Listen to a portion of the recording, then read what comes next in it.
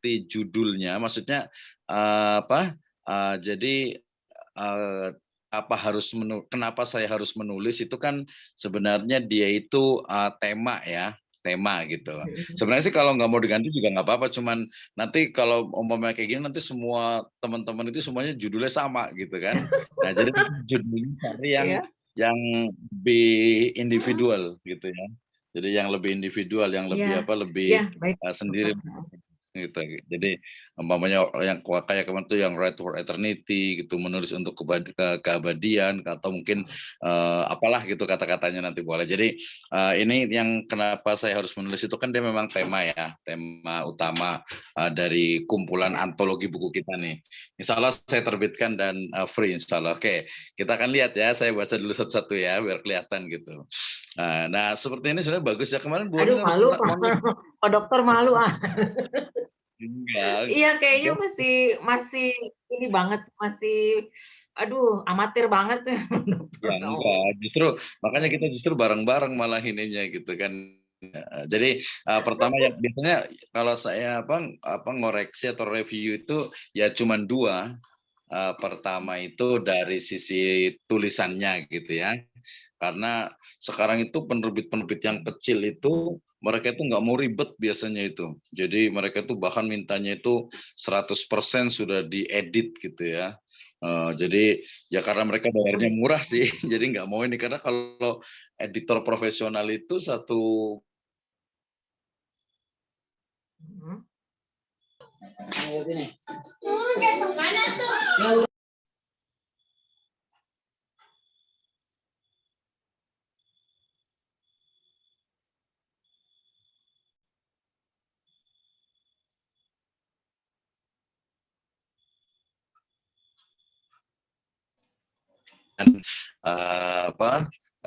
Kemudian yang bercerita tentang teks. Nah kalau itu kalau mamanya cerita petualangan dari penak.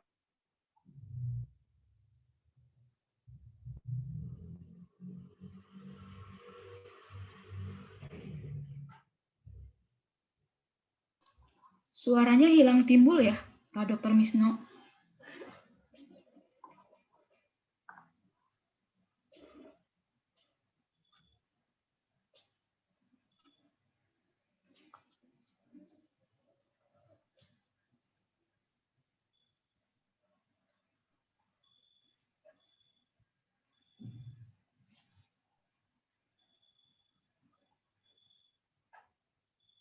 Ya, mohon maaf tadi kayaknya agak ini ya, saya yang terlempar gitu atau kenapa ya? Mungkin jaringan. Kayaknya masa saya harus keluar sih. Ini di Oke, terima kasih. Mohon maaf. Ini kayaknya kadang Indosat tuh kalau kayak gini tuh biasanya nanti suka nambah-nambah biasanya. Tapi insya Allah enggak. Oke, balik lagi ke Bu Wani. Ini ada berapa halaman? Ada 2 halaman ya. Kemarin kita kasihnya suruh 3 gitu. Tapi ini sebenarnya bisa jadi 3 nih. Jadi dari mulai spasinya itu 1,5 gitu kan ya. Ya. Kemudian kalau umpamanya ininya kan, oh ini juga cuma 10 nih, Calibri lagi ya. Ya. Bikin Roman 12 saja itu udah jadi 3 nih sebenarnya. Tapi yang paling penting adalah message-nya sebenarnya. Jadi gini, jangan sampai karena kita judulnya itu kenapa saya harus menulis gitu kan ya. Jadi message-nya yang paling penting. Oke, kita coba lihat sambil nunggu ada Bu Heni ya. Selamat datang Bu Heni. Nanti kita akan diskusi. Oke, kita lihat dulu dari ininya tadi 5 sekawan. Nah, detektif anak-anak 5 sekawan gitu. Sebenarnya kalau yang menarik itu disebutkan aja judulnya gitu. Judulnya itu kan kalau nggak salah memang 5 sekawan ya. Iya, Nah kalau ada kan berarti udah series. benar. Ya benar. Datang 5 sekawan dan petualangan Tintin. Nah P-nya itu besar karena dia juga judul buku juga gitu kan. Yang mendebarkan novel karya edit Bliton gitu ya. Nah, kemudian juga yang menceritakan tentang tokoh yang tegar dan cerdas merupakan ketika remaja hingga kuliah. Oke, ya nggak apa-apa sih. Ini kan cerita buat ininya. Ini kan cuma latar aja kan. Iya. Oke, kemudian kayak Mhm.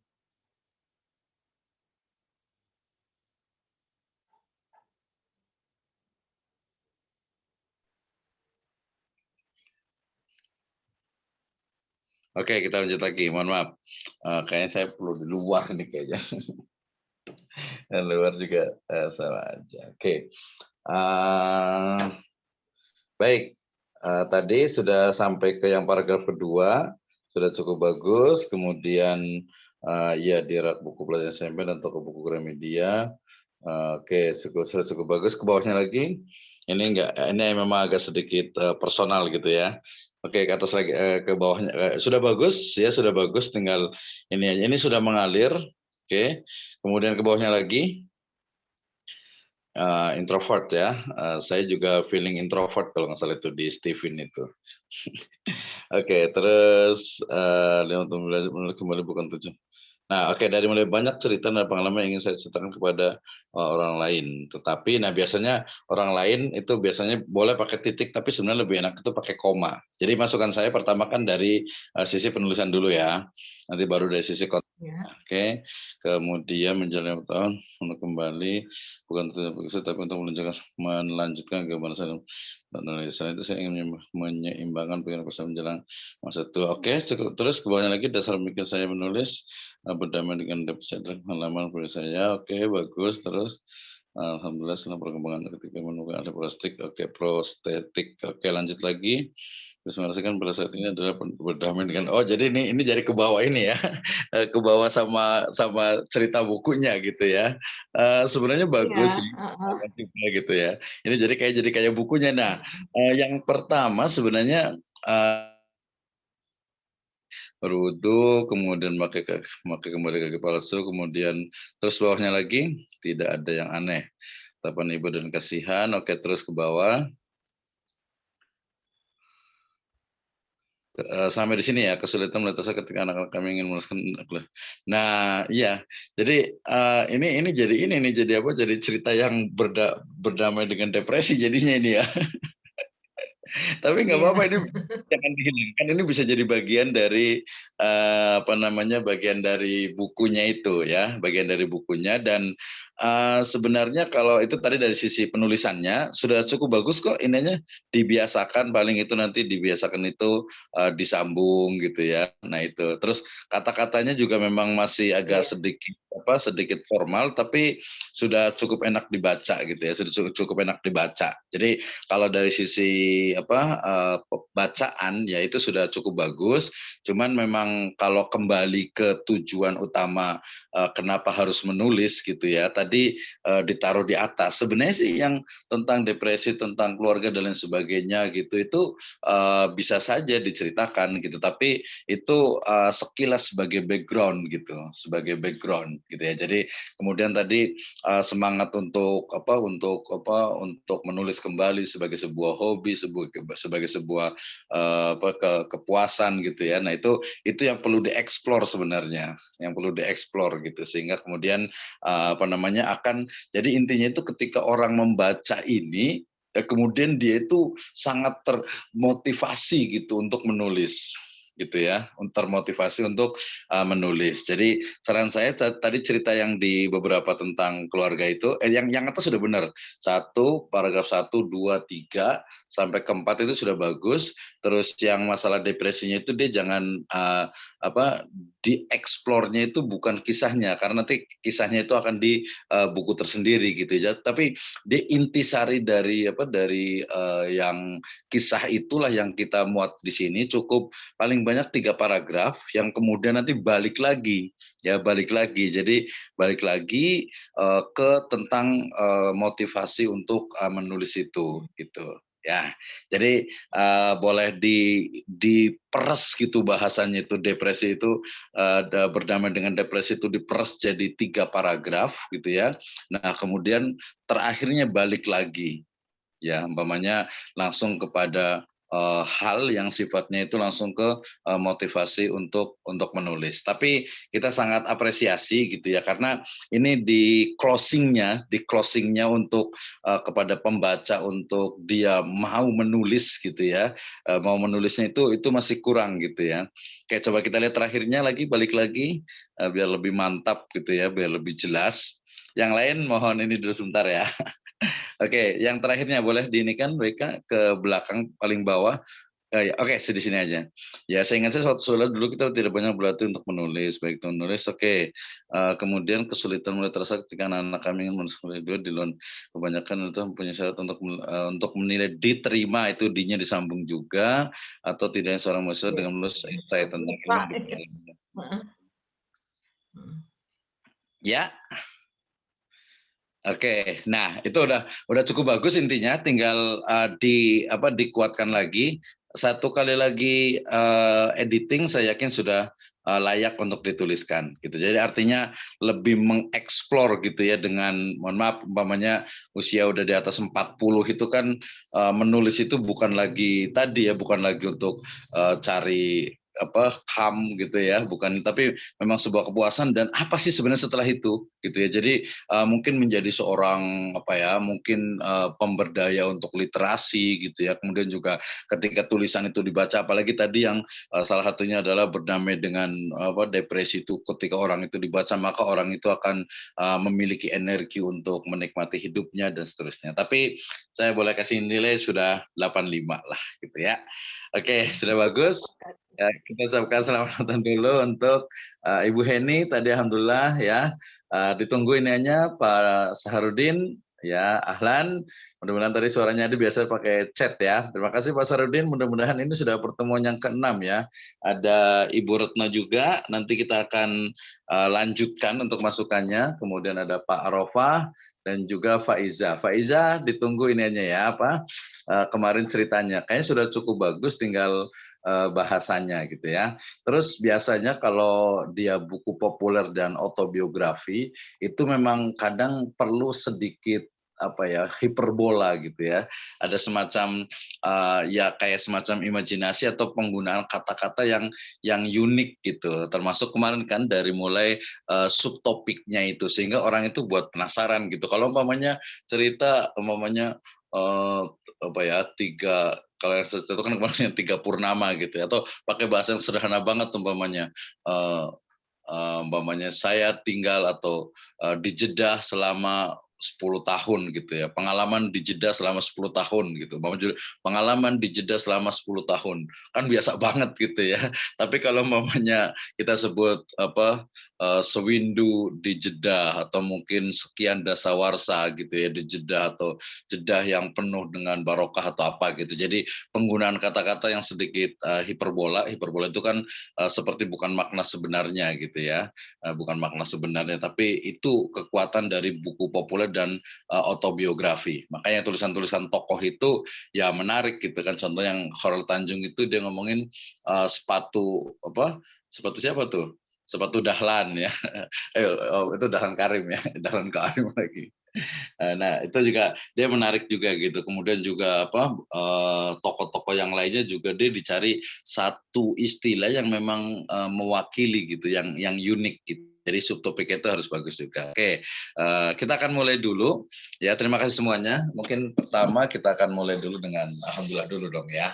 Baik, terima kasih. Bismillahirrahmanirrahim. Alhamdulillah wassalatu wassalamu ala Rasulillah wa ala alihi wa ashabihi wa man tabi'ahum bi ihsanin ila yaumiddin. Wa ba'd. Terima kasih Ibu dan Bapak sekalian, teman-teman semuanya. Saya sebutkan lagi ada Ibu Wani, kemudian ada Ibu Heni, ada Pak Dr. Saharudin, ada Ibu Retno, ada Pak Muhammad Arofah, dan juga ada Faiza. Alhamdulillah kita malam ini sudah memasuki pertemuan atau sesi yang ke-6. Memang agak cukup berat ya gitu ya, karena it's very difficult to manage our time. Susah banget ya memang bagi waktunya gitu ya. Saya sendiri sampai ya 2 minggu ke depan atau mungkin 1 bulan ke depan itu akan sangat sibuk lagi gitu ya. Tadi saya ada yang telepon teman dari Palopo ya, dia minta dibantuin tesisnya. Ya lumayan sih, sekitar 15 juta gitu. Jadi di sini kalau ada yang bantuin boleh juga, karena saya udah kewalahan sekali nih. Teman yang dari Batam tadi juga ngirim tulisan minta di edit juga gitu ya. Jadi kemudian ada teman dari Malaysia juga, dia sudah ngirim sekitar 25 halaman, dia ingin dilanjutkan. Kemudian itu yang di Pahang, kemudian yang di Malaka itu kita mau nulis tentang kebangkitan Nusantara ya, setelah kemarin menggenggam Nusantara. Nah, ini kalau teman-teman yang ingin bergabung dan membantu saya, sangat welcome sekali gitu ya. Nah, terutama yang nggak sibuk-sibuk nih. Oke, back to manage our time. Bagaimana kita kembali lagi untuk mengatur waktunya karena memang semuanya itu sibuk. Sebenarnya lebih tepatnya bukan sibuk ya, tapi terjadwal. Contohnya, saya besok harus ngisi nasional webinar dengan APIC, Asosiasi Peneliti dan Pengajar Hukum Ekonomi Syariah. Padahal dari Sabtu ya Sabtunya juga full time di kampus juga gitu ya. Kemudian hari Ahadnya persiapan untuk yang di Dinas Koperasi, kemudian Seninnya ada ngajar di UPNVJ juga. Nah, kemudian nanti belum lagi buku yang harus diselesaikan juga. Yang kemarin saya cerita itu dari IPB ada satu, dari UIN Purwokerto ada satu, kemudian dari Unisba juga ada satu juga. Mereka minta di edit dan kita tambahkan. Nah, nanti mungkin ada Dr. Daming di sini bisa bantu insya Allah ya. Yang lainnya juga. Jadi silakan kalau mau bantu. Baik. Nah, ketika bicara tentang time atau waktu, memang kita harus bisa untuk bisa membaginya, terutama kalau dalam menulis ini. Betul, beberapa orang itu menulis itu lihat dari sisi hobi, kemudian juga kepuasan, kemudian juga ya saya senang aja gitu ya ketika saya nulis. Apalagi kalau sekarang itu ada motivasi untuk lihat covernya saja ya. Kemarin saya udah tadi malam itu saya sampai jam berapa itu buat cover ya, bikin cover sendiri, layout sendiri, kemudian juga daftar ISBN sendiri gitu ya. Jadi diborong semuanya nih. Nah, ini juga ya bukan sibuk tapi memang terjadwal gitu ya. Nah, kemudian mungkin ada beberapa teman ada yang ini kan bagaimana sih sebenarnya untuk mengatur waktu itu ya. Kalau saya kebetulan ya memang tidak di rumah juga tidak terlalu banyak keluarga. Sebagian anak itu sudah kuliah, kemudian juga di rumah memang nggak ada yang ganggu juga. Jadi saya itu biasanya memang terutama kalau pas hari libur gitu ya, saya bisa full untuk menulis gitu. Contohnya kemarin hari apa itu ya? Berarti Rabu.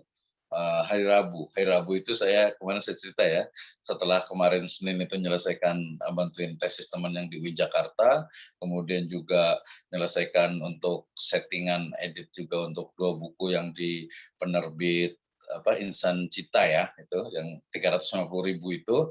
Nah, jadi kayak nanti Ibu Retno jangan khawatir ya, yang penting kita sudah yakin kualitasnya bagus. Ya kalau bagus sekali kita bisa tawarkan ke mana Salemba 4 ya, atau mungkin ke Rosda gitu ya. Kalau umpamanya bagus saja, itu berarti kita bisa tawarkan ke penerbit-penerbit yang memang middle gitu ya, yang middle.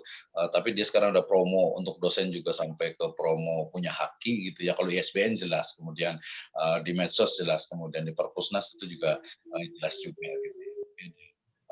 Promo untuk haki juga itu sangat sangat menarik sekali kalau menurut saya gitu. Selain nanti dan modalnya nggak besar gitu ya, nggak besar. Atau kemarin kalau sesuai dengan kalau mengambil paket yang 500 itu berarti ya nanti kita bisa berikan penerbit saya bisa juga gitu ya, yang amalannya itu ISBN sekarang lagi proses untuk IKAPI gitu ya. Yang paling penting adalah itu kita bisa ada ISBN dan di Perpusnas itu sudah ada sehingga orang bisa baca. Kemudian lebih bagus lagi kalau nanti formatnya juga kita tambahkan dengan yang PDF. Di penerbit saya yang buku Usul Fikih itu di Bandung itu kalau kita terbitnya PDF itu kita nggak bayar sama sekali. Kalau nggak salah sempat 150 atau 250 tapi itu dapat 3 buku gitu ya. Tapi kalau PDF pure murni itu nggak ada sama sekali. Cuman kekurangannya dari penerbit-penerbit ini biasanya itu mereka tuh nggak mau ribet, nggak mau susah, sehingga kemudian pokoknya Pak kami cetak sesuai dengan apa yang Bapak kirim gitu. Jadi kalau ada kesalahan-kesalahan, nah itu resiko. Contohnya kemarin ketika saya bantu buku teman yang di Batam itu, ternyata kemarin baru sampai, ternyata pas dilihat itu font Arabnya itu terlalu kecil, sehingga ya nggak enak dibaca gitu. Kemudian tadi telepon lagi mau cetak lagi 50 lagi. Nanti kalau cetak saya kirimkan nomornya, ada percetakan bintang itu yang survei saya sih yang paling murah gitu ya, dengan kualitas yang bagus. Kalau umpamanya yang murah, langganan saya yang di IPB juga, bukan di sekitar IPB itu, cuman lemnya itu agak kurang kuat. Oke, balik lagi. Jadi ngomongin penerbit karena ini biasanya itu bikin semangat karena kita ngomongin tentang kan tadi dari berapa ya 10 atau 12 orang ini kan hanya ada Bu Retno, kemudian kemarin ada Bu Nanik ya, ada Bu Nanik. Nah yang lainnya masih belum store nih gitu ya. Kalau Pak Daming kayaknya sih udah ini sudah selesai kayaknya sini, udah dicetak juga kayaknya nih. Tapi kita bisa kolaborasi lah gitu ya. Kita bisa kolaborasi. Oke, nah kita akan lanjutkan. Jadi tadi dari mulai ketika kita melihat covernya, kemudian ketika kita melihat di penerbitnya itu sudah ada ISBN-nya, itu jadi motivasi yang sangat kuat sekali untuk kita terus menulis gitu ya. Kemudian juga berbagai tema ya, yang berbagai tema yang kita yang tergantung memang biasanya dari wawasan atau dari kemampuan kita gitu ya. Kalau saya sendiri kebetulan ngedit itu terakhir itu kemarin itu yang dari Kementerian Keuangan itu yang saya bikin covernya itu sudah ke 161 buku berarti, padahal lebih gitu lebih. Jadi sudah hampir 200-an buku itu diedit gitu. Jadi ya lumayan sih. Jadi kita paham gitu. Itu kebetulan yang dari Kementerian Keuangan itu udah buku yang ketiga, masih katanya nunggu anggaran turun katanya. Kalau uang menurut saya nggak terlalu ya bisa dikatakan itu tidak terlalu besar, tapi ya senang saja ketika ternyata ketika membaca memang berangkat itu dari membaca gitu ya. Jadi kalau menulis itu tanpa membaca juga agak sulit juga. Contohnya tadi umpamanya Bu Ani walaupun tulisannya itu tentang sesuatu yang populer, termasuk juga Faizah juga, dan mungkin nanti umpamanya Pak Ruhimat juga, kemudian juga sama Bu Heni juga ya. Jadi membacanya itu sebenarnya bukan membaca dari sisi kontennya, tapi dari sisi style, gaya penulisan ya. Gaya penulisan dari kita bisa jalan ke Gramedia, kemudian bisa baca buku gratis minimal ya nggak usah banyak-banyak, 3-5 halaman gitu. Kita udah tahu stylenya, dia gayanya seperti ini gitu ya. Contoh mungkin yang sedikit contoh ekstrim itu adalah ya Raditya Dika gitu ya, dengan tulisan yang nyeleneh, bahasa-bahasa yang memang nggak pantas sih sebenarnya, tapi ya memang khasan dia seperti itu. Atau mungkin kalau Dewi Lestari masih cukup bagus, atau mungkin satu lagi itu yang feminis itu kan bahasanya sangat vulgar sekali gitu ya. Tapi ya memang dia stylenya begitu gitu ya. Jadi mungkin kalau sekarang nih agak sedikit ke politik itu umpamanya nih, kalau umpamanya Abu Janda itu dia nulis buku, ya pasti yang keluar itu adalah ya bahasa-bahasa yang dia gunakan. Tapi itu style dia. Ya lepas dari salah atau tidaknya kita tidak setuju dengan itu, tapi itu style dia. Nah, style saya kalau tadi umpamanya saya mulai dari Bu Wani umpamanya. Bu Wani ini kan ya seorang ibu gitu ya, seorang ibu. Jadi ketika menulis kemudian rasa keibuannya itu dibawa, itu juga akan lebih terasa juga. Jadi keibuan dan juga keperempuanan gitu ya.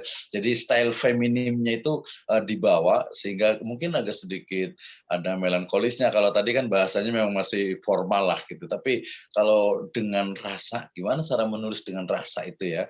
Ya kalau menurut saya kita seperti kita itu berbicara dengan orang yang kita tuju. Contohnya ketika Ibu Wani mau menulis tentang tentang depresi ini kan kita menulis untuk orang secara umum, tapi kita bisa personifikasi menjadi satu orang yang tempat untuk kita memotivasi. Jadi kemarin kan kita sebutkan, bayangkan ada seseorang yang dia mungkin baru depresi awal gitu ya, kemudian datang ke Ibu Wani.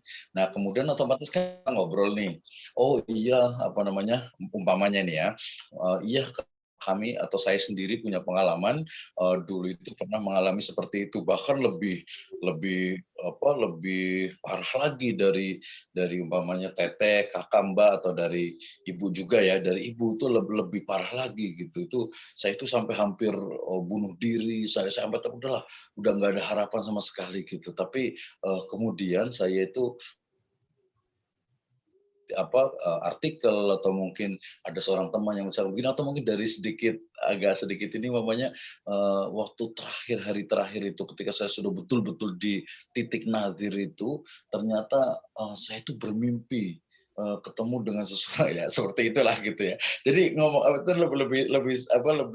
lebih santai dan ya ibu-ibu kan pintar ngomong gitu ya, pintar ngomong jadi tinggal dituangkan saja gitu ya. Nah, ini juga menjadi style kita. Kemudian Ibu Heni juga kalau Bu Heni agak sedikit berbeda kalau itu tadi lebih Bu Wan itu lebih memang dikedepankan rasanya gitu ya, bahkan sekali-kali mungkin tadi yang saya cerita jadi kemarin itu, jadi ketika kita menulis itu kan ketika menulis umpamanya mohon maaf gitu ya, umpamanya pas depresi itu pasti kan kerasa sekali gitu, mungkin bisa jadi sampai menangis gitu ya, oh ternyata begini. Terus nanti ketika menulis lagi, yang paling penting itu di akhirnya, nanti di akhirnya itu memotivasi, kemudian nanti muncullah, walaupun kita istilahnya itu tidak mengucapkan syukur gitu, tapi alhamdulillah gitu ya, tapi di jiwa kita itu udah, oh alhamdulillah kita sudah seperti ini, apalagi di usia yang seperti ini biasanya lebih bijak, lebih settle dan lain sebagainya. Nah, kalau Bu Heni karena bahasanya atau karena bukunya itu adalah motivasi, maka gunakan bahasa-bahasa yang memang sedikit bahasa itu provokatif gitu ya. Provokatif dimulai dari ya bahasa-bahasa yang kalau saya bilang kemarin itu cetar membahana gitu, umpamanya sang pendamping, atau mungkin di depannya itu ada tulisan kecil itu nanti di covernya, atau mungkin itu menjadi tagline utamanya. Jadi umpamanya menjadi pendamping atau didampingi gitu ya, atau menjadi pendamping atau tidak sama sekali. Nah, gitu kan, jadi menarik sekali gitu, pemberdayaan, empowering gitu ya. Nah, itu sangat sangat menarik. Pokoknya bahasa-bahasa itu usahakan jangan menggunakan bahasa-bahasa yang negatif gitu ya. Gunakan bahasa-bahasa yang positif, dalam artian itu tidak perlu menyebutkan tentang umpamanya itu dari sisi ya kekurangan. Jadi kita tampilkan itu seorang pendamping itu, sang pendamping itu sebagai ya pribadi yang memang super gitu ya, pribadi yang ya perfect lah gitu ya, perfect gitu. Nah, nanti nggak masuk tuh kalau ngomongin pendamping juga manusia gitu, sebaiknya nggak usah gitu ya, nggak usah, tapi memotivasi. Jadi ketika orang baca ini dia termotivasi, terbangun ininya, daya ciptanya atau mungkin semangatnya itu untuk menjadi seorang pendamping gitu ya. Kalau Ibu Retno sudah bagus, nanti kita akan bahas. Kemudian Pak Saharudin ditunggu ya intinya ya. Nanti kita sapa dulu nih biar biar lebih dekat gitu. Oke, saya juga sudah bukuin satu lagi Pak Arafah, kemarin sudah cukup bagus ya di outline-nya, dan kita bisa kita lanjutkan untuk hari ini atau malam ini. Kemudian yang terakhir juga yang menjadi salah satu energi kita menulis gitu ya. Kalau tadi waktunya, kemudian juga mungkin style bahasanya. Kalau menurut saya yang paling penting itu adalah bagaimana kita itu betul-betul ya sesuai dengan kondisi. Setiap orang kan berbeda-beda.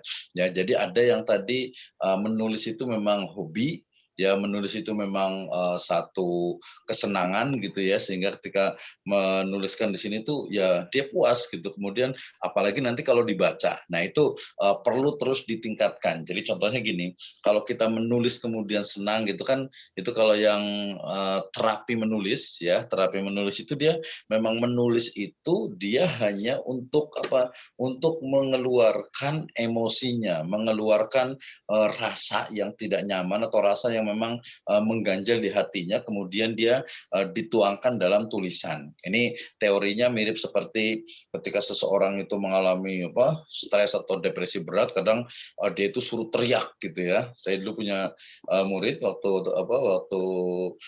saya ngisi private itu, ya dia orang itu karena pernah stroke gitu, kemudian ketika dia ke psikolog itu disuruh teriak sekenceng-kencengnya gitu. Nah, ada itu sebenarnya bentuk pengungkapan. Jadi yang pertama itu ada menulis itu memang untuk mengungkapkan rasa saja, ya mengungkapkan rasa, kemudian ya nulis biografi kita. Ya kayak saya dari kecil itu suka nulis gitu ya, bahkan dari seingat saya itu dari mulai 5 tahunan yang seingat saya itu saya tuliskan sampai sekarang gitu. Nah, itu belum dipublikasi padahal 400-an halaman itu. Nanti mungkin dipotong-potong kayaknya cerita-cerita yang unik saja mau saya terbitkan gitu. Oke. Nah, kemudian tadi dari sisi Nah, yang pertama itu adalah memang untuk meluahkan gitu ya kalau bahasa Malaysianya itu. Jadi untuk bagaimana kita itu mengungkapkan dan juga mengeluarkan semua apa yang ada di dalam diri kita dalam bentuk tulisan. Oke, itu yang pertama. Nah, tapi kemudian harus kita tingkatkan ya setelah tulisan itu jadi mau diapakan gitu ya. Ya tadi mungkin langkah berikutnya itu bisa kita punya website pribadi gitu ya. Kemudian juga bisa yang paling gratis ya pakai Blogspot gitu ya. Kalau sekarang juga sebenarnya di Facebook juga bisa juga gitu ya, di Instagram juga bisa juga, walaupun Instagram agak terbatas ininya. Atau dulu itu orang sedikit-sedikit jadi banyak, cuman tuh biasanya kata-kata yang pendek. Nah, itu jadi diusahakan punya website gitu ya.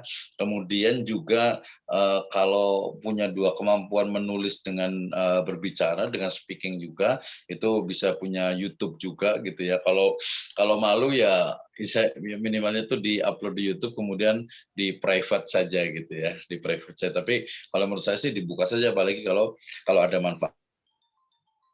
Ini entah menulis dengan kemudian dia berbicara itu bisa disatukan, itu saya pikir sesuatu yang sangat luar biasa sekali. Dan itu yang paling penting ketika menulis, kemarin saya juga sebutkan, ketika kita menulis itu sebenarnya manfaat itu untuk kita. Kalau tadi menjadi manifestasi dari rasa yang ada dalam diri kita ya, dalam bentuk depresi dan sebagainya. Kemudian yang kedua itu biasanya dia sifatnya itu sifatnya dia itu harus ada medianya, dan yang ketiga itu adalah bahwa ketika kita menulis itu betul-betul sesuatu yang belum kita temukan, sesuatu yang mungkin kita tidak ngeh bahasanya itu, kita tidak secara detail mengetahuinya, kemudian kita bisa membaca. Ya ini sebenarnya bisa dari ngedit ya, membaca, ngedit, tapi yang lebih kuat itu adalah menulis. Kenapa? Nah, saya mungkin di sini ada Pak Rohimat nggak datang ya, saya ganti. Pak Rohimat udah ada nih. Nah, Pak Rohimat nih, aduh gimana nih? Ditunggu ya. Saya Sabtu besok ke kampus juga, insya Allah. Kalau mau kampus silahkan. Jadi gini, saya mau cerita ke Pak Rohimat. Jadi ketika menulis buku tentang Ramadan gitu ya, baru tahu ternyata hadis tentang keutamaan memberi makan untuk orang yang berpuasa gitu ya. Kemudian baru tahu juga, saya juga baru tahu ketika ya usia 20 tahunan gitu ya. Nah, mungkin yang lain ada masyarakat Indonesia yang nggak tahu kalau ternyata sahur itu ya kalau bisa itu sedekat mungkin dengan azan gitu ya. Tapi bukan pas azannya gitu, walaupun ada riwayat ketika azan itu ya selesai gitu ya. Tapi kalau saya dulu masih kecil ingat banget itu sama orang tua itu dibangunkan sahur ya kadang jam 2 ya sering gitu. Yang paling sering itu 2:30. Ini 2:30 pada sahur gitu ya. Ya enggak pertama dari sisi diniahnya itu dia nggak dapat fadilahnya, kemudian dari sisi kesehatan juga, dari sisi saum puasanya itu ya udah keburu lemes juga karena masih lama jauh, apalagi nanti biasanya 2:30, kemudian ya 1,5 jam, jam 3 tidur lagi gitu ya, akhirnya subuhnya kadang lambat juga. Tapi kita tahunya itu bahkan di kampung juga, mohon maaf, nggak semua di kampung sebenarnya itu. Kalau kampung Melayu ya enggak ya. Nah beberapa kampung itu ya sahur itu jam 2:30, rata-rata tuh jam 4 ya, jam 4 gitu. Dan alhamdulillah sih biasanya itu 10 atau 5 menit sebelum azan itu udah selesai. Tadi ngomongin, baru tahu ternyata begitu toh yang memang yang fadilah yang lebih utama ya, yang lebih utama ternyata seperti itu. Belum lagi nanti cari ayat-ayat yang lainnya gitu. Jadi semakin pintar, semakin kita menulis itu semakin pandai, semakin kita menyusun kata itu kita semakin terolah gitu. Jadi kalau saya itu ya nulis kalau cuman 2-3 halaman itu ya gampang banget gitu ya. Nah, termasuk juga yang challenge kita. Oke, Pak Rohimat. Kemudian Faiza, ya, saya pikir penulis perempuan yang hanif gitu ya, atau yang faizah gitu kali ya. Ini perlu terus diinikan. Ada ada kakak kelas juga, siapa? Yang di Malaysia itu Wafi. Wafi kemarin gabung juga di tulisan Motivat Tulis dengan juga yang Motivat Cinta itu. Wafi itu sekarang di Malaysia ikut suaminya kalau nggak salah itu sambil kuliah. Nanti mungkin bisa saya kasih nomornya biar bisa komunikasi. Dia senang sekali nulis, dia cukup banyak menulis. Jadi Faiza boleh belajar gitu ya. Saya juga agak lupa nih Faiza yang mana gitu ya. Pokoknya ingatnya Faiza mahasiswa Taskia lah gitu. Oke lanjut, Pak Arafah juga seperti itu ya. Insya Allah kita bisa jadi tim. Apalagi saya juga perlu banyak sekali tenaga dan mudah-mudahan nanti bisa sinergi. Tapi yang paling penting adalah apa ya? Kalau saya bilang itu ya, kalau dosen itu kan salah satu sertifikasi saya, sertifikasi dosen itu tahun 2011. Sertifikasi guru tahun 2008 itu semuanya hampir bisa dikatakan itu karena tulisan. Pertama karena Allah Subhanahu Wa Taala gitu ya, yang karena tulisan gitu. Jadi kalau Pak Arafah mudah-mudahan sudah tulis lah gitu ya, menulis di jurnal juga gampang banget. Menulis buku lebih gampang lagi gitu ya. Nah nanti bisa bantu-bantu temen.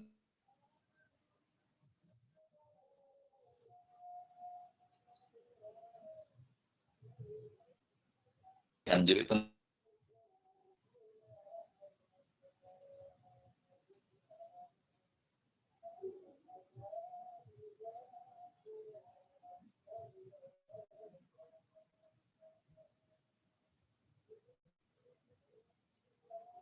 dari buku ini sudah, kemudian presentasinya bagus. Suaranya agak putus-putus ya, Pak.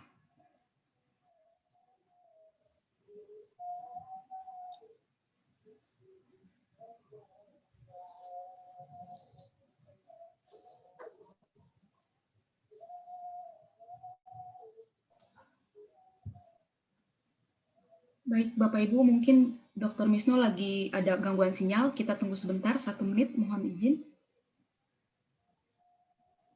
Oke, terima kasih. Mohon maaf, biasa kelempar ini agak jauh. Saya minum dulu. Oke, saya langsung lanjut.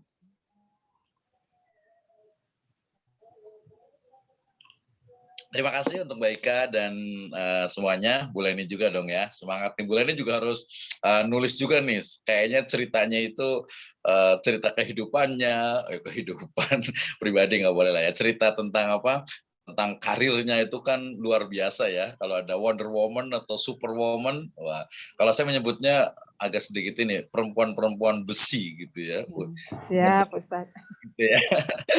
Saya juga banyak inspirasi dari, dan itu saya tulis, ada bude saya gitu ya, kemudian juga ada anaknya bude itu, kemudian juga ada kakak perempuan saya juga, kemudian juga tentu saja ibu saya gitu ya, dan juga perempuan atau wanita ya, terserah lah sama aja, yang pasti positif ya, perempuan-perempuan yang mereka perjuangannya itu luar biasa gitu ya, termasuk ketika saya ada di mana, ketika saya ada di Goa di Makassar itu ada tetangga itu yang anak-anaknya cukup banyak sih, anaknya kalau nggak salah sekitar 8 kayak nggak salah, 6 atau 8 gitu. Tapi yang menarik itu adalah salah satu dari anaknya itu dia apa ya, kayak bukan stroke ya, tapi pokoknya intinya anaknya itu dari mulai sekitar 2 tahun itu dia udah tidak bisa ngapa-ngapain gitu ya. Ya anaknya itu cuma tidur aja gitu, udah tidur aja gitu. Kalau orang lain kan biasanya kadang malah ada yang naudzubillah sampai dia apa meninggal dan sebagainya, tapi dia tuh diasuh gitu ya, dijaga, dimandikan tiap pagi itu sampai usianya tuh 12 tahun. Padahal nggak bisa ngapa-ngapain tuh anak gitu ya. Jadi anaknya cuma tidur aja gitu. Nah, ketika saya tanya gini, ini ya muncul dari rasa keimanan. Jadi orang-orang di sekitar kita, itu bisa menjadi inspirasi untuk bahwa cerita luar biasa dari orang-orang biasa gitu ya. Ini juga sangat menarik sekali. Tadi cerita tentang karir gitu ya. Saya juga, nah itu bisa kita masukkan di tulisan. Jadi lebih ke apa human interest-nya itu ada. Nah, oke. Saya mau langsung masuk ke ini dulu ya, yang sudah ngirimkan tadi ada Bu Retno ya. Terima kasih Bu Retno udah iniannya. Saya mau masuk ke bagian yang bab kedua. Dan seperti biasa nanti satu itu sekitar 20 menit ya, 20 menit. Oke, boleh baca di situ. Saya juga baca di laptop saya juga ya. Nah, ini ketika ngomongin bab 2 itu kan tentang nilai waktu dari uang gitu ya. Jadi the time is money gitu ya. Nah, ini kalau saya baca itu sudah cukup bagus gitu ya, sudah cukup bagus gitu. Nah, kemudian tapi yang kadang agak sedikit mengganggu itu memang seperti tanda kurung itu ya, dalam kurung yang diterima. Bunga didefinisikan sebagai uang yang dibayarkan atau diterima. Jadi kalau memang dia sifatnya itu atau gitu, sebaiknya pakai atau saja, atau pilih kalimat yang memang yang sudah yang apa ya, yang baku gitu ya, dalam artian ini dibayarkan atau diterima. Iyalah kalau namanya dibayarkan kemudian diterima, atau ya bagusnya itu pakai atau saja ya. Jadi dalam kurungnya itu adalah atau gitu, sehingga orang dibayarkan atau diterima. Kadang dia lebih tegas gitu ya, walaupun kalau umpamanya ini dia apa namanya kutipan langsung ya, direct dari citasinya itu, maka ya oke, nggak apa-apa pakai seperti ini kalau dia kutipan langsung. Tapi kalau dia bukan kutipan langsung, maka sebaiknya menggunakan atau saja gitu ya. Nah, kemudian yang kedua di sini ada di sini ya. Di sini berarti di itu dipisah ya. Nah, bunga di sini merupakan tambahan atau kelebihan dari uang yang diinvestasikan. Menerima uang dengan jumlah sama tapi beda dalam waktu, maka akan berbeda nilai uangnya. Karena disinilah kita perlu memperhitungkan nilai waktu dari uang. Nah, ini berarti dia sudah satu ide utama ya, dari satu ide utama. Nah, berarti yang keputusan finansial, ya ini kayaknya sih karena dia tidak menjorok ke bawah, saya agak nggak begitu melihat apakah ini paragraf baru atau tidak. Saya tes untuk di spasi. Ya, ini dia bukan paragraf baru. Jadi kalau mamanya dia di spasi, ya keputusan finansial baik pribadi maupun organisasi itu dia lebih enak dibaca saja gitu ya. Tadi tidak saya katakan itu tidak paragrafnya itu jangan terlalu panjang gitu ya. Jadi ini hampir setengah. Jadi kalau sudah sampai ke, karena apa? Kalau secara penulisan saja itu sampai ke waktu dan uang itu dia sudah satu ide utama dalam paragraf. Jadi sebaiknya dia menggunakan setelah keputusan finansial itu dia boleh menjadi paragraf baru gitu ya. Oke. Nah, kemudian ini hanya kurang spasi saja dari yang apa gitu ya. Jadi uang 1 juta ya nggak apa-apa lah penulisannya, uang 1 juta yang diterima sekarang atau uang 1 juta yang diterima nanti atau yang akan diterima, tentu kita sudah mampu menjawabnya, bukan apa jawabannya. Nah, apa jawabannya lagi berarti dia pakai tanda tanya lagi. Nah, saya biasanya ya yang kelihatan dulu gitu, yang kelihatan dulu apa jawabannya. Kan nanya lagi gitu kan, berarti ya pakai tanda tanya. Uang 1 juta yang bisa kita terima sekarang akan bisa kita tempatkan pada investasi yang peroleh tingkat pengembalian, dan uang yang kita terima nanti juga akan memperhitungkan faktor resiko tentunya. Nah, jadi tadi dari sisi penulisannya dan dari keputusan finansial itu sampai di sini itu sampai di tentunya ini sebenarnya ada 2 sih, tapi masih bisa digabungkan menjadi satu paragraf yang utuh gitu ya. Oke, kemudian ini juga dari pendapat time value of money itu ya, menurut Rianto 2013. Nah, mungkin dari sisi konten citasi gitu ya, saya tidak tahu Rianto itu siapa, tetapi kemudian ketika membahas di sini kan dia sebenarnya topik baru, judul baru atau masih kelanjutan, karena dia masih kurang juga. Kita baca ya, nilai waktu uang disebut juga dengan time value of money. DVM ya, DVM. Nah, menurut Rianto gitu ya. Nah, dia titik itu agak mengganggu kalau menurut saya itu. Lebih baik dikomakan saja karena dia masih menyambung. Menurut Rianto 2013, nilai waktu uang adalah nilai uang sekarang berbeda dengan nilai yang akan datang. Nah, maksud saya Riantonya ini, pertama tadi dari sisi komanya menurut saya Riantonya ini. Jadi ini kan belum sudah kita lihat di daftar pustaka ada RS gitu ya, ada Rianto, tapi Riantonya nggak ada di sini nih ya. Boleh dilihat, saya coba lihat, saya lihat di daftar pustakanya ya, itu biasanya orang nulis tesis atau skripsi gitu ya. Rianto itu berarti dia nama terakhir ya, atau ini belum nyusun.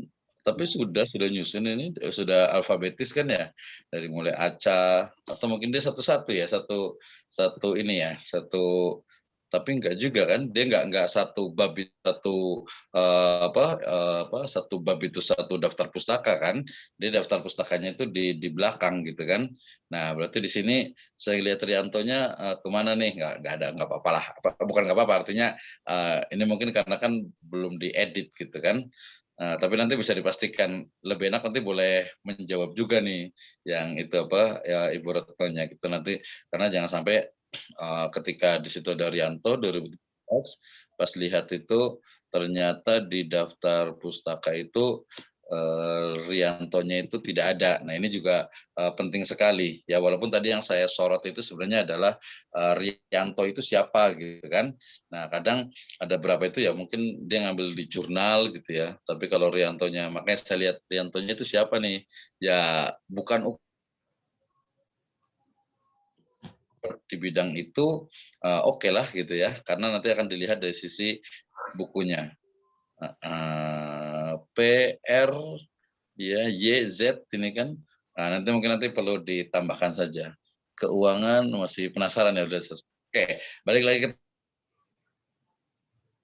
yang di sini. Jadi menurut Rianto itu nilai waktu adalah uang. Oke. Nah ini cukup bagus, tetapi sayangnya ini cukup saya baca umpamanya ini penting untuk teman-teman semuanya yang menulis yang menulis buku daras dan juga menulis buku-buku serius atau non fiksi atau lebih tepatnya textbook ya. Kita lihat menurut Rianto ya 2013 nilai waktu uang adalah nilai uang ya sekarang, berbeda dengan nilai uang masa depan, di mana nilai masa depan jauh lebih besar dibanding dengan nilai sekarang. Seseorang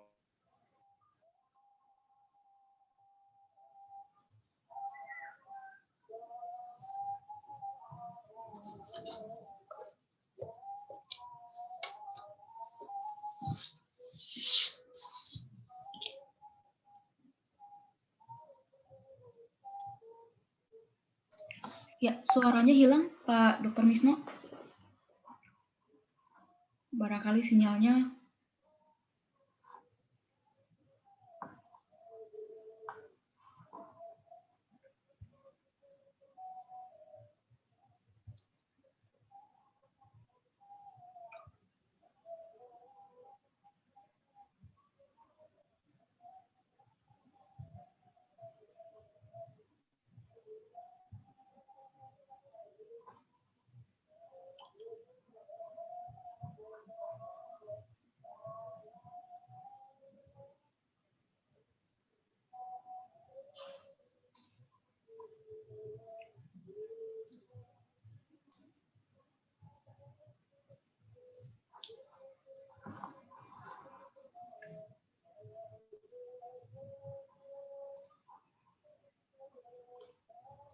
Bapak Ibu, mohon maaf sebelumnya, Bapak Dr. Misno mungkin kebetulan lagi sinyalnya kurang baik.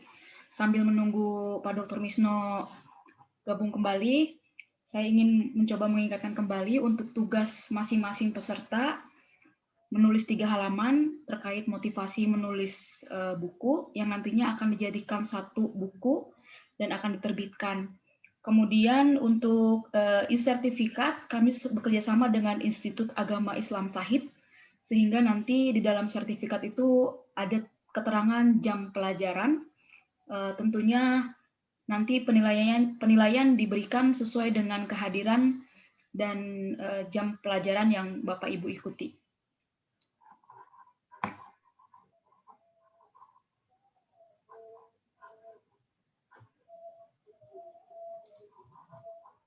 Bentar.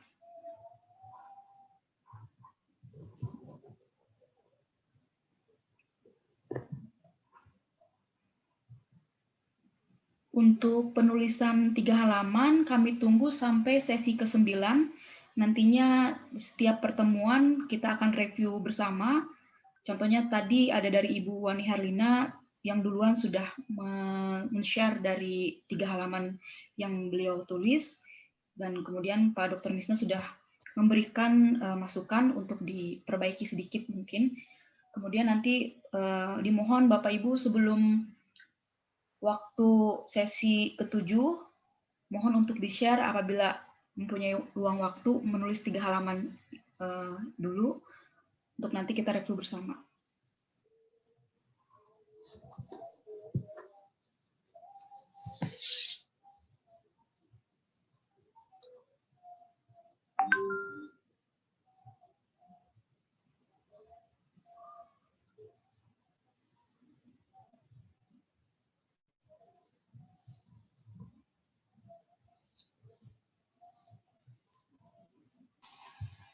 Kemudian Bapak Ibu untuk mengingatkan kembali untuk file rekaman daripada penulisan sesi pertama sampai sesi saat ini sudah di-share melalui Google Drive.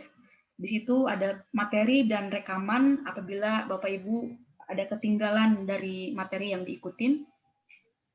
Kemudian untuk menulis masing-masing buku sebelum sesi 10 berakhir, mudah-mudahan bisa di-share satu persatu ya Bapak Ibu.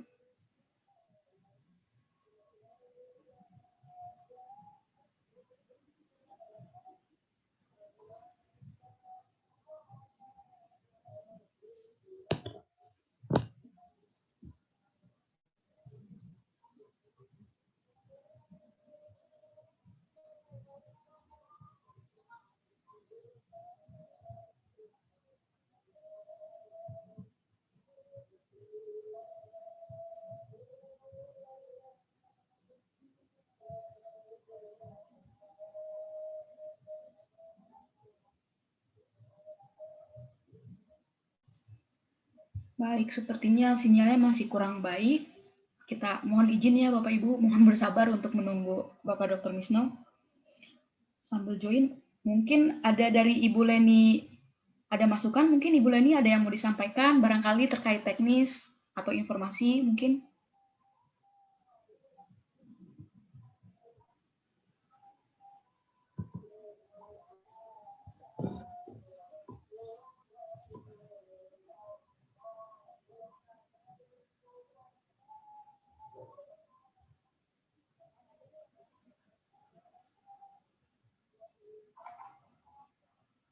Oke, baik, Bapak Dr. Misno sudah join kembali, sedang menunggu.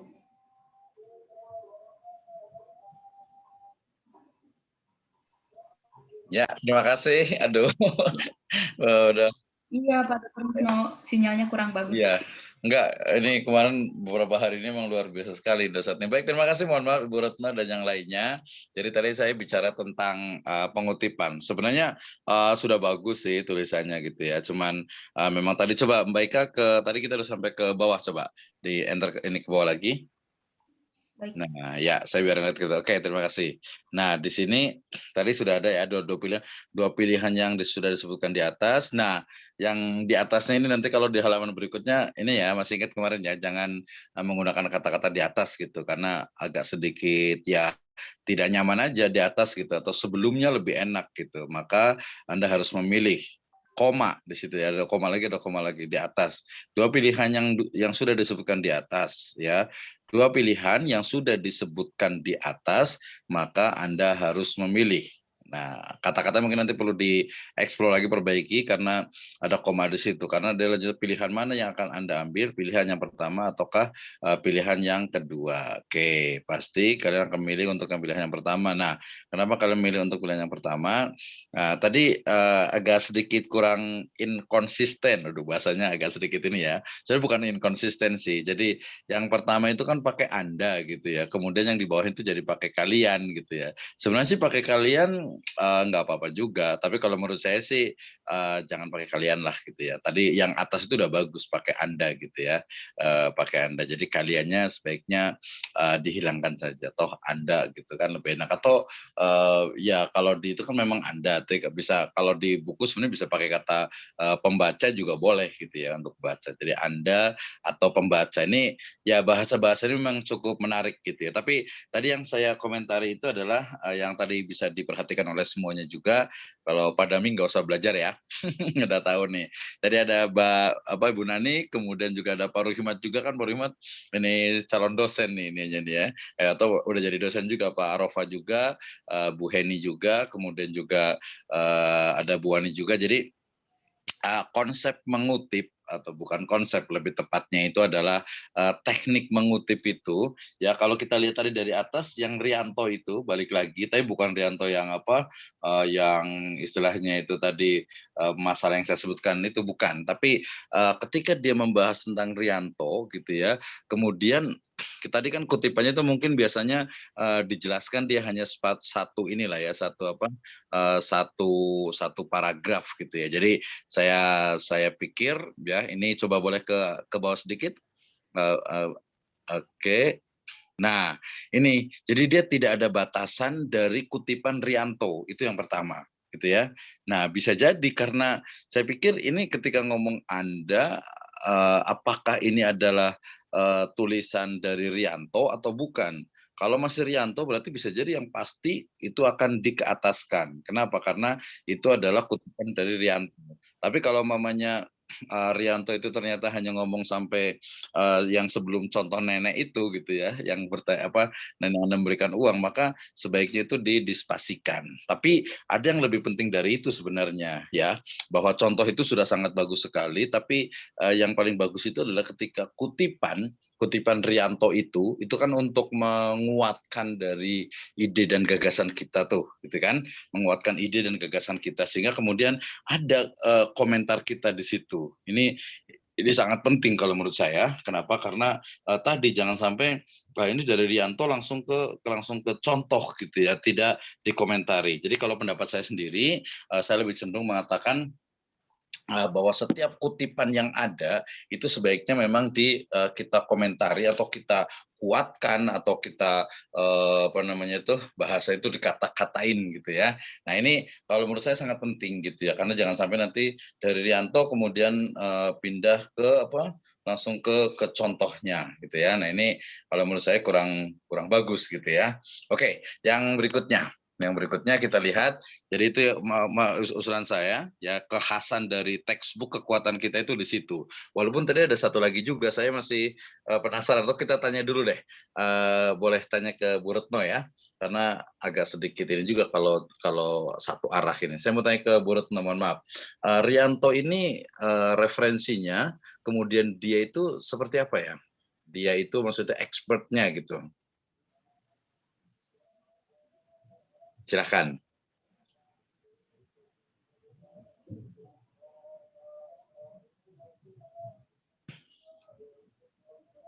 Ibu Retno bisa di-unmute? Kalau ini kemarin saya cari ya Pak, dia itu yang di file saya sudah saya tambahkan daftar pustakanya itu dasar-dasar pembelanjaan perusahaan. Nah, oke. Bukunya. Oh, berarti yang di sini belum masuk ya. Jadi saya mohon maaf sekali ya.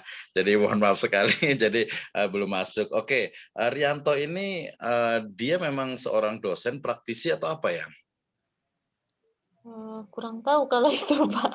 Ya, oke. Karena ini dari penerbitnya Yayasan Penerbit Gajah Mada Pak. Oh, Yayasan Penerbit Gajah Mada. Oke, baik, terima kasih Bu Retno, sudah cukup bagus gitu ya. Tadi pertama saya mohon maaf karena memang di file yang saya terima ini belum ada gitu, jadi kadang suka kayak gitu sih, Ya, makanya memang masih proses ini Pak, melengkapi, tidak apa-apa. Iya, nah kalau yang namanya ilmuwan memang seperti itu, dosen juga seperti itu. Ya, kenapa? Karena saya ya bertemu dengan banyak orang, banyak dosen juga. Kadang memang agak sedikit, terutama nanti yang dokter baru yang saya cerita kemarin itu. Jadi kalau dokter baru atau guru besar baru gitu ya, dia kalau tidak diiringi dengan, atau mungkin dosen baru bisa juga gitu ya, diiringi dengan tazkiyatun nufus gitu ya, atau mungkin bahasa ininya mungkin tasawuf gitu ya. Tapi saya lebih senang menggunakan istilah tazkiyatun nufus. Jadi dia akan muncul kesombongan, dia akan muncul kemudian ketika dia diterima atau mungkin dikritik gitu ya, dia kadang malah ya mental gitu atau mungkin nggak suka gitu ya. Nah ini mungkin kalau menurut saya ini ilmu yang tidak diajarkan gitu ya, ilmu yang tidak diajarkan di bangku kuliah, bahwa semakin kita bukan pintar ya, semakin kita memahami banyak ilmu, maka kemudian kita semakin bijak dan semakin haus dan semakin merasa ini merasa diri itu masih kurang gitu ya. Nah, jadi kalau ya dikritik masih banyak orang nih agak susah gitu ya. Tapi kalau sini ya nggak apa-apa ya, punten mohon maaf Bu Retno, tapi tadi dari sisi penerbitnya oke lah. Itu bisa level yang B atau mungkin nilainya 9 ya. Tapi kalau umpamanya pengen Pak Misno, mohon maaf ini soalnya gini juga Pak sekalian, kenapa di atas ada Anda, di bawah ada kalian, karena itu memang saya menulisnya dengan tim gitu Pak. Jadi yang atas itu saya, Anda, nah itu kebetulan yang bawah itu tim saya, teman saya, makanya kayak daftar pustaka tidak ada ya saya juga tidak tahu karena itu tadi Pak ini kan belum proses finishing ya, jadi kita pakainya Google Doc itu tadi, tapi ya betul. Enggak, udah bagus juga sih. Ya memang kalau tim nanti makanya nanti kan memang diedit lagi, dan ini adalah salah satu dari edit pertama gratis gitu. Gratis bayar kan. Ya, itu memang nanti untuk disinergikan. Saya juga waktu nulis kadang seperti itu juga. Oke ya. Jadi kalau Rianto itu nilainya itu karena tadi dari yayasan ya, kita ngelihat dari sisi Yayasan Gajah Mada itu nilainya oke lah, 8 sampai 9 atau 9. Tapi kalau mau nilainya lebih bagus lagi ke depan gitu ya, apalagi nanti untuk S2 atau mungkin untuk bacaan yang biasanya itu standar untuk di Gramedia dengan kemudian di Salemba 4 Raja Grafindo yang ini ya, yang dia pure murni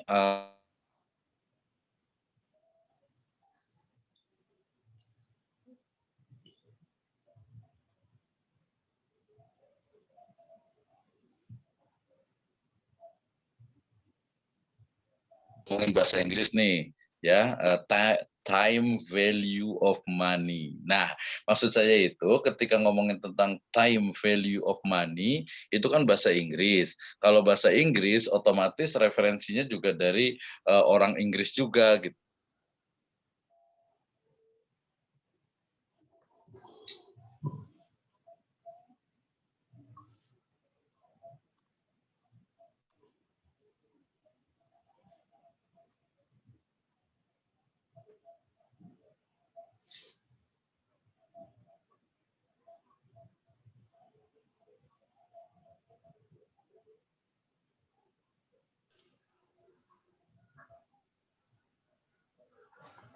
Ya, kembali lagi. Kayaknya saat ini kondisi sinyalnya Pak Dr. Misno sedang bermasalah. Terkait sinyalnya, beliau ganti provider sebelumnya. Sepertinya lagi ada kendala.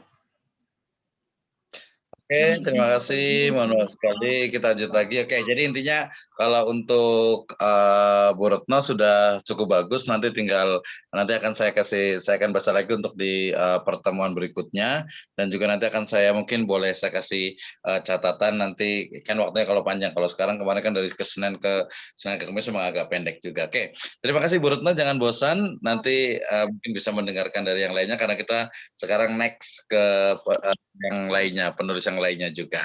Oke, silakan Mbak Ika, ada yang lain atau kalau tidak ada kita berikan waktu untuk bertanya gitu ya, bertanya, diskusi dan sebagainya. Saya sebenarnya kalau ngikutin ya kurikulum itu ada perkembangan, karena ini sebenarnya harus sampai kalau tadi berarti balik lagi ke Bu Retno dulu. Bu Retno mohon nanti hari Ahad ya, hari Minggu Pak sore kalau bisa sudah dikirimkan. Pokoknya sebelum hari Senin nanti boleh dikirim yang terbaru lagi biar nanti saya baca lagi, terutama nanti setelah bab 2-nya, karena di sini yang saya terima masih agak berantakan ini, terutama tulisan-tulisan ininya tulisan ada ya fontnya nggak sama, kemudian juga rumus-rumusnya ini juga nanti khawatir nanti saya memberikan masukannya malah salah seperti tadi gitu ya. Oke, terima kasih Mbak Ika. Kayaknya kita kasih kesempatan untuk yang bertanya deh. Bu Wani tadi sudah, kalau mau nanya juga silakan.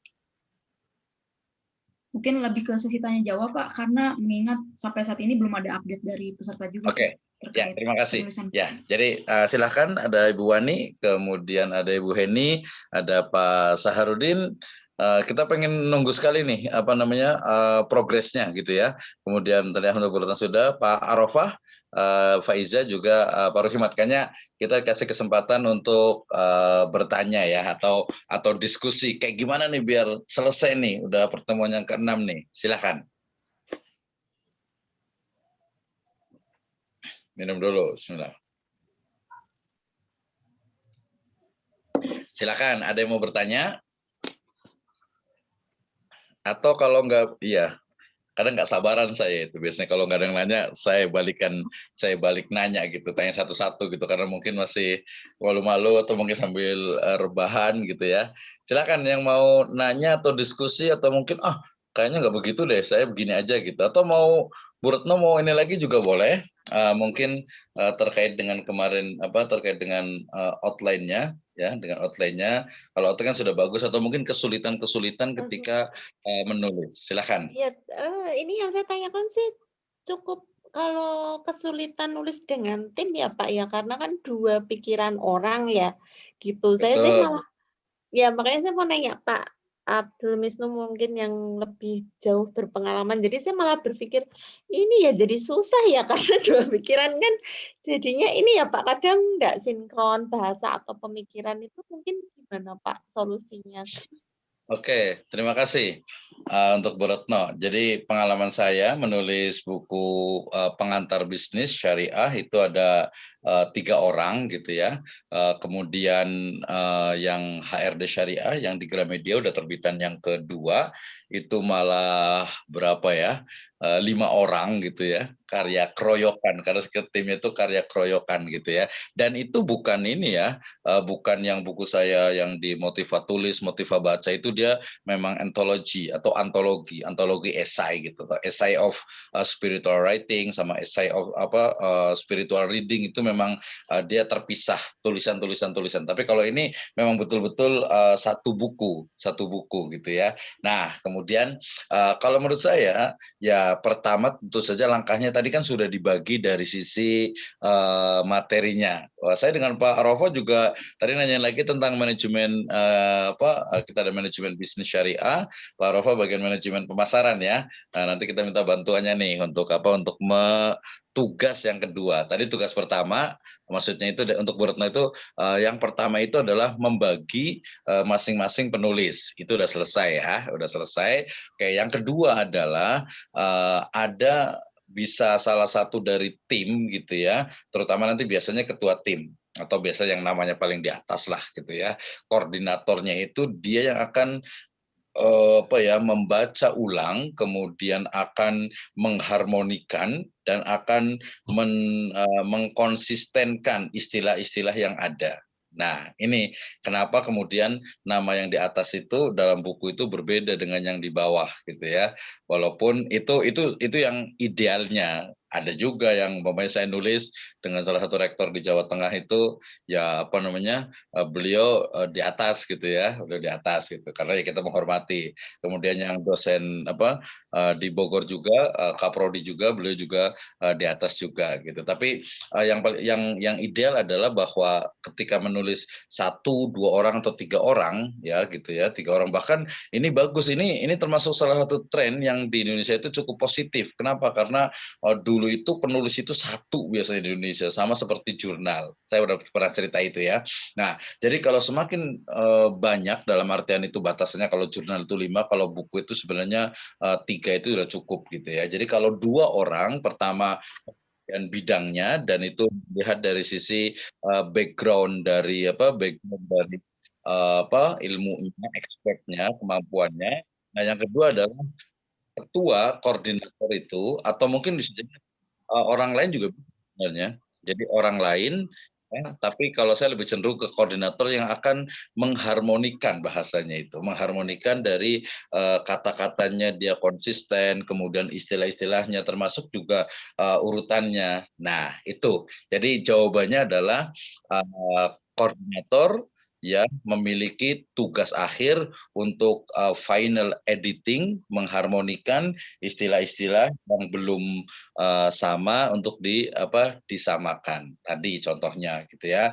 Kemudian juga tadi istilah-istilah yang memang ini harusnya nggak begini nih, apalagi kadang kalau junior juga mereka itu kadang belum pengalaman, kadang kalau yang senior itu susah dikasih taunya gitu kan. Nah itu harus dikompromikan. Jadi mengkompromikan itu. Jadi itu kalau misalnya tugas koordinator. Atau kalau zaman dulu itu editor itu sangat luar biasa gitu ya. Karena editor itu dia bukan hanya edit tulisan, tapi memang edit dari konten dan juga kalau di jurnal kita tahu ya, walaupun ngomongnya agak nggak enak dikit gitu ya, namanya itu gaya selingkung.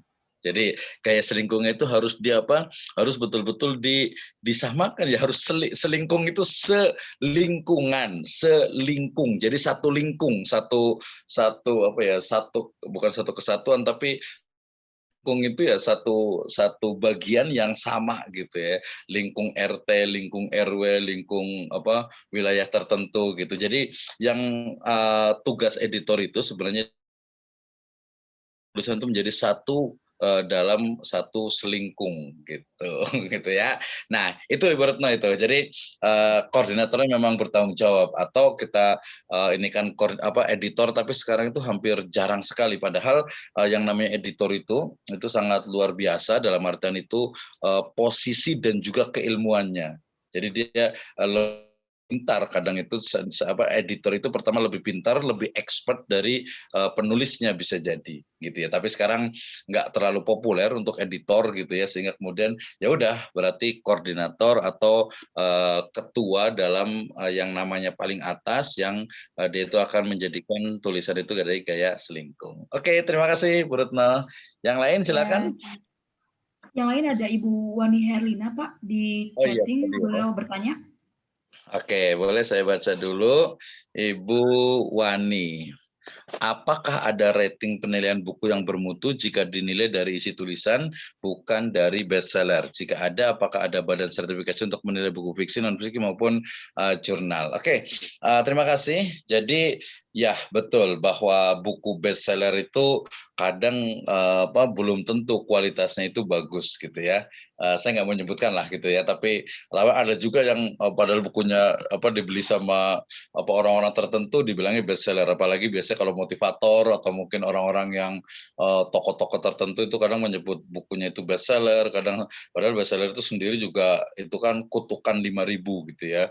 Jadi kalau dia itu bisa menjual buku 5.000 dalam 1 tahun itu namanya bestseller ya. Tapi kalau nggak nyampe 5.000, apalagi buku saya juga nggak ada yang 5.000, itu rata-rata paling cuma 2.000, itu pun rata-rata 2 tahun gitu ya, 2.000 gitu ya, itu bestseller. Nah kemudian jadi apakah ada rating buku? Sebenarnya rating buku secara umum tidak ada, tetapi biasanya kalau umpamanya kita di festival gitu ya, atau di pameran buku itu akan ada ya. Contohnya kemarin saya cerita juga, buku saya sedang diajukan di Anugerah Buku Kuala Lumpur gitu ya.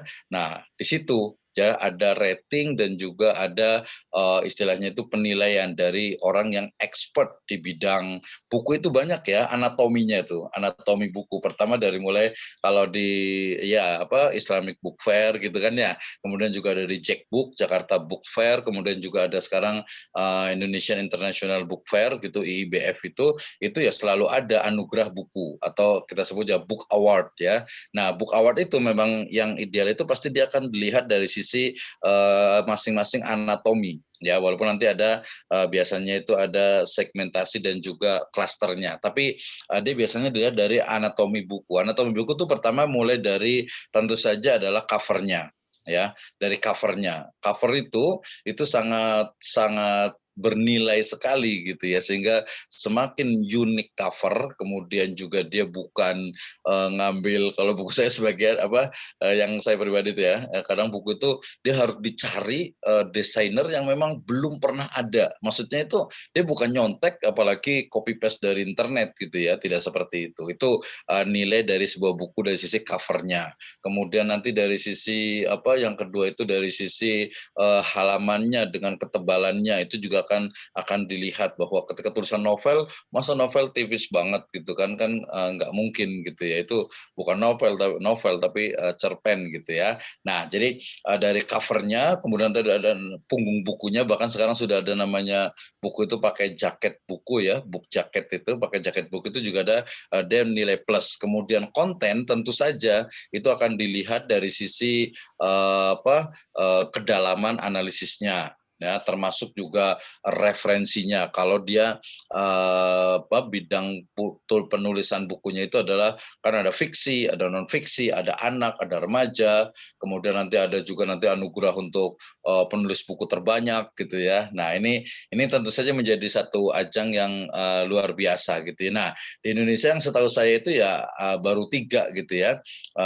Paling kalau di Perpusnas dia bukan dari sisi buku tapi dari penggiat literasi gitu ya. Jadi jadi Islamic Book Fair, kemudian juga sekalian internasional karena gitu ya. Kemudian kedua itu ada Jack Book, kemudian ada Indonesian Book Fair yang sekarang menjadi International Indonesian Book Fair. Nah itu di semua book fair itu, pameran buku itu selalu ada book award atau anugerah buku yang memang melihat dari sisi kontennya, dari sisi kualitas bukunya, anatomi bukunya dilihat, termasuk juga nanti dari sisi penjualan. Tapi kalau penjualan itu nanti biasanya ada tipe atau ada jenis lainnya, yaitu buku yang paling laris. Nah itu yang disebut dengan bestseller. Oke, jika ada, apakah ada badan sertifikasi untuk menilai buku fiksi, non fiksi maupun jurnal? Kalau jurnal jelas ada ya. Kalau jurnal itu sudah ada LIPI, kemudian juga di Kementerian Agama itu ada Sinta 54321. Kemudian di internasional ada Scopus juga. Itu kalau jurnal sangat jelas. Nah, kalau buku biasanya dia kalau di cerita teman-teman di Eropa dengan di Amerika itu dia selalu ada, artinya buku yang memang dinilai paling bagus, terutama nanti yang non fiksi ya. Non fiksi berarti pertama dia ketika dari sisi pertama itu penerbitnya. Ya, penerbitnya tentu saja ya, walaupun sekarang tadi kayak penerbit sekarang juga sedikit mereka sudah mulai pragmatis gitu ya. Saya contoh tadi saja umpamanya kalau Gramedia itu kalau diterbitkan oleh Alex Media Komputindo, nah itu tidak semuanya dalam tanda petik itu berkualitas. Kenapa? Karena di Alex Media itu semua orang itu bisa menerbitkan bukunya. Alex Media bukan Gramedia Pustaka Utama. Itu dia imprint atau anak perusahaan atau ya cabang dari Gramedia Pustaka Utama. Oke, kemudian kalau umpamanya tadi yang saya sebutkan aja nggak apa-apa gitu. Raja Grafindo juga dia cenderung juga sekarang pragmatis, punya 9 juta, punya berapa 9, 12 juta lah ya. Standar itu 12-19 juta itu bisa terbit bukunya, kemudian ada dia disebarkan ke seluruh Indonesia. Nah itu ya. Nah tapi kalau di luar negeri sekarang masih sedikit yang pragmatis itu, mereka rata-rata memang dari sisi kualitasnya, dari sisi kualitas, sehingga kemudian itulah saringan pertama itu dari penerbitnya. Kalau kita bisa masuk ke Gramedia, kemudian ya kalau menurut saya Salemba 4 itu yang cukup bagus gitu, dan dia memang saringannya itu cukup kuat juga gitu ya, sehingga kemudian itu standar untuk kualitasnya. Kemudian kedua dari sisi tentu saja kontennya. Dari sisi kontennya tadi mohon maaf umpamanya, makanya saya tanya Rianto gitu. Rianto itu siapa gitu ya. Kenapa? Karena Rianto itu nilainya tadi saya bilang itu 8 sampai 9. Kalau mau nilai 10 berarti kutip orang yang pertama ngomong the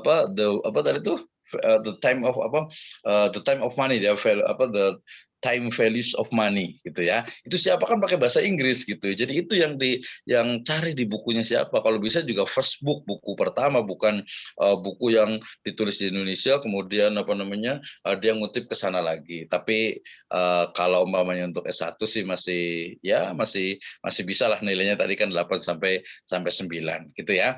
Jadi kalau pertanyaan tadi tentang sertifikasi, kalau ada yang sertifikasi sekarang malah jujur sih saya buka-bukaan gitu ya. Jadi kalau contohnya ada teman-teman yang ada di mereka bikin pendaftaran itu ada sertifikasi, bukan sertifikat ya, sertifikasi penulis buku non fiksi ya, atau dalam kata lain itu sertifikasi penulis buku perguruan tinggi.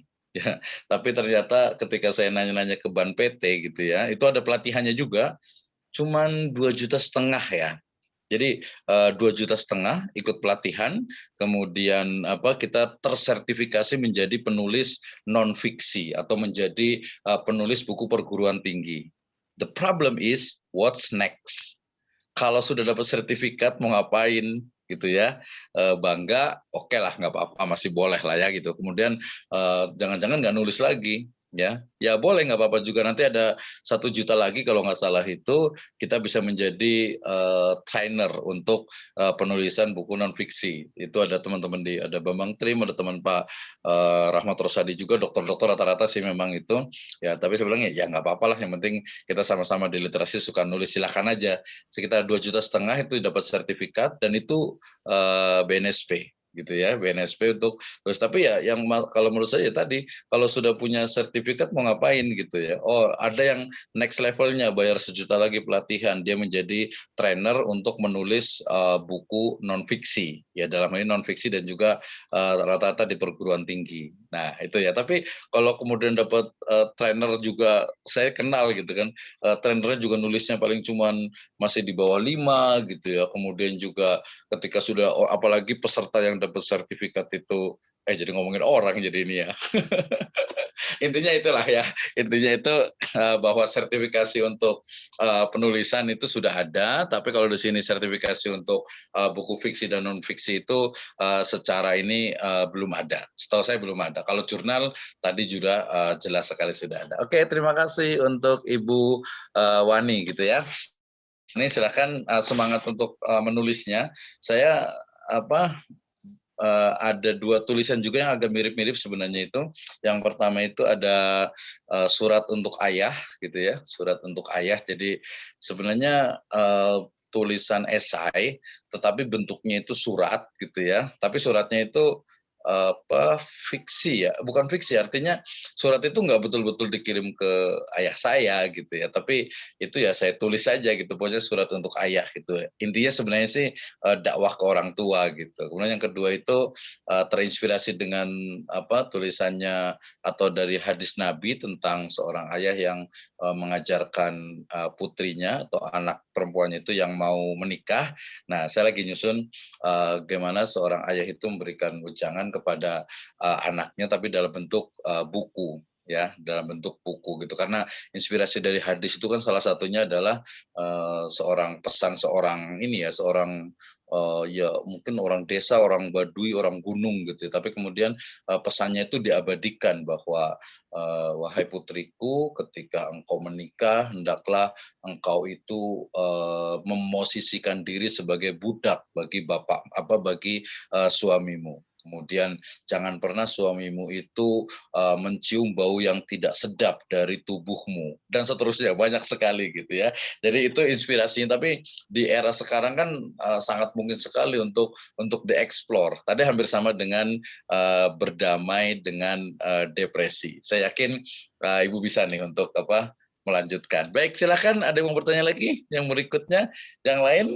Bu Heni, ada Pak Sarudin, ada Pak Arafah, ada tadi Pak Rohimat juga ada. Silakan Faizah juga boleh. Silakan, ada yang mau bertanya.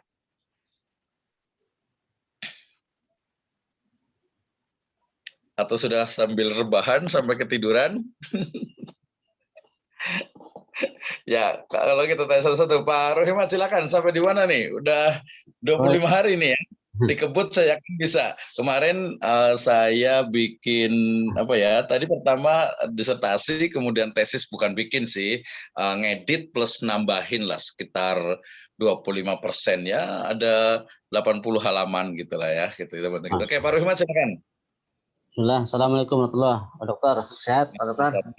Alhamdulillah, semangat. Nah, kalau yang buku Ana sedang susun, ini belum selesai Dokter ya, tentang masalah puasa. Apa mungkin selainnya bisa kekejar gak ya dengan deadline puasa ini? Gitu.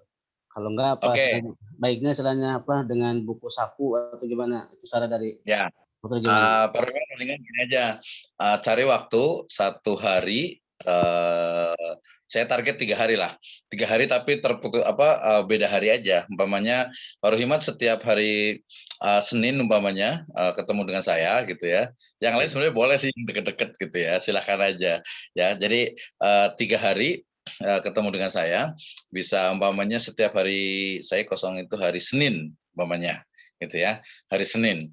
Sebenarnya saya nggak bantuin nulisnya, tapi hanya memberikan petunjuk aja. Dan kalau bisa yang jam kerja aja, jam 8 sampai duhur cukup menurut saya itu. Saya yakin 3 hari selesai. Gitu ya. Jadi 2 hari selesai, 2 harinya itu bukan 2 hari full, tapi jam 8 sampai jam 12. Atau kita bisa agak siang dikit jam 9.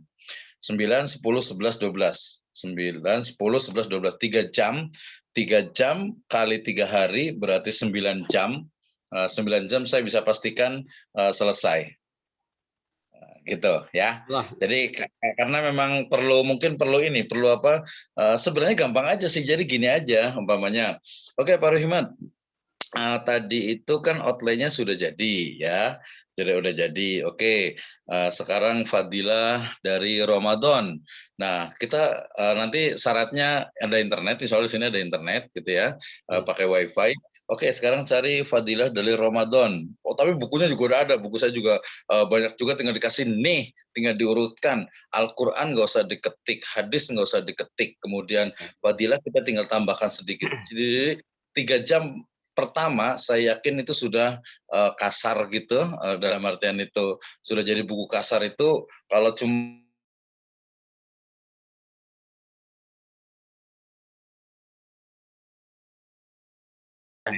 untuk menghindari dari plagiat itu ada prosentasenya kan ya untuk mengacu atau gimana? Ya, kadang kita memang terjebak ke sana. Kemudian kalau kita isinya tentang Islam, itu hampir semuanya itu kalau kita tes di Turnitin atau di Checker Plagiarism itu plagiarism semuanya. Kenapa? Karena di Turnitin saja dia itu undang-undang, ayat Al-Quran, hadis itu dianggap plagiat. Oh, iya. Gitu ya. Nah, terus kalau untuk penulis pemula, tapi Pak Rohimat kan bukan pemula ya. Untuk penulis-penulis yang seperti ini, itu jangan bicara dulu plagiat deh gitu. Gitu. Kenapa? Karena tadi hadisnya ya pasti ngutip gitu kan, ayatnya pasti ngutip juga, ya kan nggak mungkin kita masa buat hadis sendiri kan. Kemudian juga paling yang milik kita itu adalah outline-nya, sama tadi nanti mungkin ada nilai novelty-nya. Jadi kita target 3 jam pertama itu 80%, kemudian 3 jam berikutnya itu sudah bisa ke 90%, 3 jam terakhir itu final editing. Kalau 1 hari ya takut khawatir ngebul gitu ya, panas gitu ya. Nah, nanti jadi jam 9 sampai jam 12 gitu ya. Atau kalau mau ada wifi di kampus juga bisa gitu ya. Nah, yang lain juga sebenarnya silakan aja sih, nggak menutup juga gitu ya. Tapi ini maksudnya yang memang dekat dan waktunya itu kita buktikan ke teman-teman semuanya bahwa 9 jam itu bisa. Gitu ya, sambil ngopi sambil ini gitu kan bisa tuh, mudah-mudahan yakin bisa gitu ya. Atau tadi yang saya pernah ngomong itu, kalau saya sendiri ngerjakan ya insya Allah tahadus binikmah, bukan sombong gitu ya. Lagian ngapain sih sombong gitu ya. Saya yakin 1 hari itu selesai. Ya kita mulai jangan cepet-cepet lah, jam 7 atau jam 8, jam 4 itu saya yakin udah selesai tuh. Gitu. Tinggal hari berikutnya itu tinggal editing lagi gitu. Jadi sebenarnya itu insya Allah Pak Dokter, mungkin kami selalu berusaha, mudah-mudahan bisa ngejar target. Nah, yang kedua Pak Dokter, kebetulan saya udah nulis juga buku tentang Tahfidzul Quran metode ayat, itu yang menemukan saya sendiri. Nah, mudah-mudahan bisa nemu di mana? Ya? Nemu di mana tuh? Itu saya sendiri yang merumuskan. Ya. Lanjut. Terus? Ya, mudah-mudahan itu berlatar belakang kan waktu itu saya ngajar di sekolah Islam yang emang di dalamnya itu ada hafalan, kemudian tidak ada metode yang baku dan cara mengevaluasi juga tidak istilahnya tidak sama dengan yang lain. Maka kami terinspirasi lah menyusun waktu itu sedang itikaf di malam-malam hari gitu. Alhamdulillah sudah dicetak juga juz 30 dari 9 kan per juz sudah ya. Ya, betul. Alhamdulillah nanti yang juz berikutnya ini sudah ada 5 juz. Saya minta tolong mungkin kalau ada waktu Pak Dokter bisa tolong dikoreksi juga dan mungkin kalau ada kata pengantar lah itu mudah-mudahan bisa gak itu dari Pak Dokter. Bisa sekali untuk Pak Rohimat insya Allah. Nah, sebagai metode tentu saja itu sangat personal gitu ya, sangat personal dan waktu yang akan menjawabnya. Maksudnya itu artinya uji coba itu nanti yang akan membuktikan bahwa teori kita itu udah bagus. Karena saya dulu pernah riset gitu ya, saya pernah penelitian, saya datang ke pesantren di Sukabumi itu ada 2, khusus yang tahfidz juga, kemudian di Bogor juga, kemudian di Batam gitu. Intinya cuma satu pertanyaannya itu, bagaimana sebenarnya metode menghafal yang efektif gitu ya. Nah ternyata jawabannya itu berbeda-beda. Nah ketika Pak Rohimat itu ternyata tadi menemukan dan merumuskan metode dalam menghafal Al-Quran, itu kan sebuah sesuatu yang sangat luar biasa gitu ya. Sangat biasa, betul tadi memang dibukukan, kemudian kalau perlu secepatnya diinikan hak ciptanya Pak Rohimat. Murah kok, hak cipta itu cuman 450.000 ya. Dulu masih ada yang 250, sekarang udah naik dari Kementerian Humkamnya itu. Jadi segera diinikan di hak ciptakan. Ya itu ya, penting sekali. Alhamdulillah Pak Dokter sudah karena awalnya sebelum diciptakan udah ada ISBN-nya udah ada. Nah, enggak awalnya, di hakinya ya. Yang hakinya udah belum? Itu kayaknya belum nih. Ya kalau ISBN betul, tapi segera dihakikan. Ya dihakikan tadi kita 450. Kalau ISBN ya tadi standar gitu ya, itu kalau memang buku. Karena kemarin tadi juga kan saya ngobrol dengan dosen di Al-Mukhlisin, beliau bikin ibu-ibu tuh bikin Iqro cerdas gitu. Nah, Iqro cerdas dia juga ngumpulin dari Iqro yang ada kan 6 kelamaan gitu. Akhirnya dia bikin Iqro cerdas. Saya punya ada kemarin juga dikasih ininya. Dia dikehakikan kemudian dapat penghargaan dari Gubernur Jawa Barat kalau nggak salah itu. Nah tinggal terus. Jadi ini kan temuan awal nih, dikembangkan terus diuji coba. Nah itu saya yakin dalam jangka waktu sekian ekspor dia 10.000 jam biasanya itu akan terbukti. Nah ya kalau haki sih sebenarnya tadi karena dosen karena ini saja gitu, karena yang hak cipta itu kan Allah Subhanahu Wa Taala gitu. Tapi dalam konteks ini penting itu. Jadi nanti orang agar tidak mencontek sembarangan. Oke, siap insya Allah untuk Pak Rohimat. Terima kasih. Syukran. Ada ya. Oke, tunggu. Yang lain ada yang mau bertanya lagi? Bu Heni.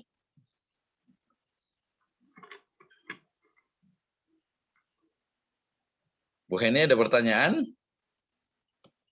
Atau Pak Daming? Udah berapa judul ini? Dipersilahkan. Kita masih ada waktu, kita kasih waktu 5 menit lah ya. 5 sampai 10 menit. Silakan kalau ada yang mau berdiskusi lagi. Jadi alhamdulillah ya. Silakan Bu Heni. Sudah di unmute, silakan. Lagi cari inspirasi, Ustaz. Oke, terima kasih. Nah, kan outline-nya kan sudah ya? Sudah, terus juga nanti untuk perbandingan nanti lihat di internet buku-buku terkait dengan menjadi mungkin dia bisa menjadi contohnya itu menjadi coach yang sukses gitu ya. Coach itu kan juga sama ya, mendampingi gitu ya. Kemudian juga ada menjadi motivator yang sukses, menjadi public speaking yang sukses. Lihat di Google Book, kemudian lihat outline-nya. Kita copy dalam artian itu kita kita benchmark dari situ, kemudian nanti kita buat tulisan sendiri. Ya, jadi pendamping itu apa, kemudian UMKM itu apa, kemudian apa sih yang harus disiapkan seseorang itu untuk menjadi seorang pendamping UMKM, ya dari mulai dia persiapan diri kan. Nah setelah selesai itu baru ketika dia terjun pertama kali, apa yang harus disiapkan dalam artian itu yang teknisnya, ya umpamanya dia dari sisi pakaian gitu ya, dari sisi pakaian namanya seorang pendamping UMKM kan ya rata-rata mungkin menengah lah ya, atau bisa dikatakan menengah ke bawah kalau yang mikro gitu kan. Jadi dari sisi pakaian nih kayak gimana, apakah dia mungkin pakaiannya itu pakai rompi gitu ya, sepatunya sampai ke kendaraannya gitu ya. Saya pernah bantuin teman itu bikin buku tentang penghulu digital, itu dia detail sampai seorang penghulu itu ya ketika dia mau menikahkan itu diusahakan tuh jangan pakai pakaian kemeja warna putih atau baju koko putih. Kenapa? Karena biasa pengantinnya itu pakai baju putih katanya. Yang laki-lakinya, jadi nanti jangan sampai ketukar, apalagi pakai pakaian kemeja atau baju koko putih, luarnya pakai jas warna hitam gitu ya. Wah, ini udah kayak saingan pengantinnya jadinya. Jadi sampai detail seperti itu gitu ya. Pakai sepatunya mungkin ketika datang ke sana, kemudian nanti ketika ngomongnya itu gimana. Kalau umpamanya orang Sunda berarti punten gitu ya. Nyuwun sewu kalau orang Jawa, atau tabe atau apa gitu. Itu perlu tuh. Nah, setelah itu baru tahapan-tahapan dari ini loh kerjanya pendamping ini, kemudian pendekatannya sampai mungkin nanti kita kasihkan juga beberapa contoh beberapa orang yang memang tingkat nasional itu dia sebagai umpamanya pendamping terbaik atau apa gitu ya, atau Bu Heni sendiri di belakangnya bisa juga gitu. Jadi pengalaman-pengalaman itu tadi intinya adalah ketika membaca buku Bu Heni bahwa orang itu termotivasi, untuk saya pengen jadi pendamping gitu ya. Mungkin juga motivasi untuk dulu tuh ada Indonesia Mengajar gitu, sekarang ada mahasiswa mengajar gitu ya, dan sebagainya. Jadi termotivasi untuk itu gitu. Oke, siap Bu Heni ya? Siap. Oke. Siap.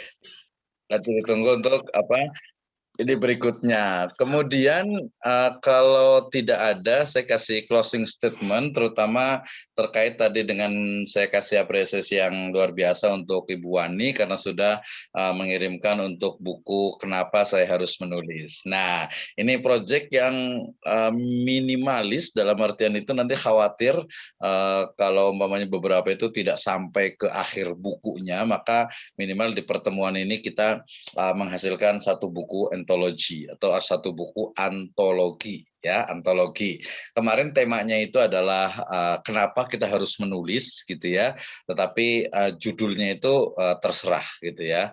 Ada Write for the Eternity, menulis untuk keabadian, atau mungkin saya menulis maka saya ada, atau mungkin aku ingin hidup 10.000 tahun lagi gitu ya, atau mungkin menulis atau writing is my lifestyle gitu ya, udah bahasa Inggris gitu ya. Jadi nah judulnya bebas tapi temanya adalah kenapa sih kita harus menulis gitu ya. Nah nanti kalau Pak Rohimat itu punya teori tentang bagaimana mengajar Al-Quran itu dia dituliskan, kemudian di riset sama mahasiswa, sama dosen, kemudian mungkin bisa jadi orang berikutnya itu mengembangkan dari teori itu. Belum lagi nanti kalau dipraktekkan di berbagai tempat dan itu dibuat trainingnya ternyata manfaatnya luar biasa. Kan ada juga tuh siapa ya, Ustadz Herwibowo ya, atau siapa ya yang menghafal seperti tersenyum gitu kan ya.